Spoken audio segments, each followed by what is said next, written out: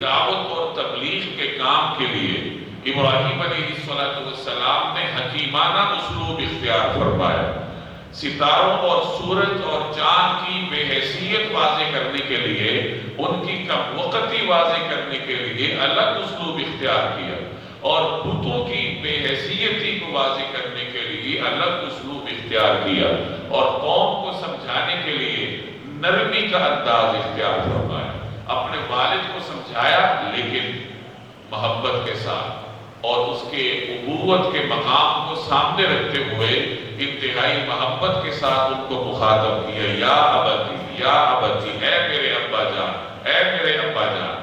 تو معلوم ہوا کہ جب کسی کو سمجھانا ہو، نصیحت کرنی ہو، تو ایک تو اس کے دنیاوی مقام اور منصب کو پیش نظر رکھا جائے، اور دوسرے نمبر پر مختلف چیزوں پر رد کرنے کا اسلوب الگ ہونا چاہیے۔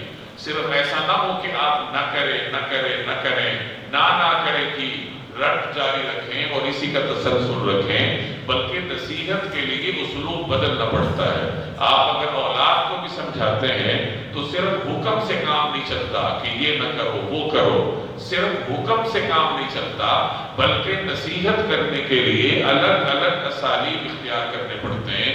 کبھی کوئی واقعہ سنانا پڑتا ہے، کبھی کوئی تمثیل اختیار کرنی پڑتی ہے، اور کبھی موقع اور محل کی مناسبت سے کوئی ایسا اسلوب اختیار کرنا پڑتا ہے جس سے نصیحت آپ کی اولاد کے دل میں گھر کر جائے۔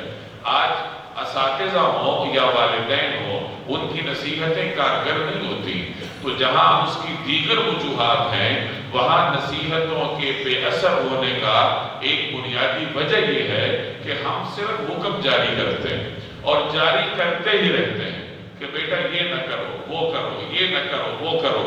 والدین نے سارا دن اپنے پیشانی پر، اپنے ماتھے پر بر ڈال کر اپنے والدین کے ساتھ، اپنے اولاد کے سامنے احکامات جاری کرتے رہتے ہیں، یہی کام استاذ کرتے ہیں۔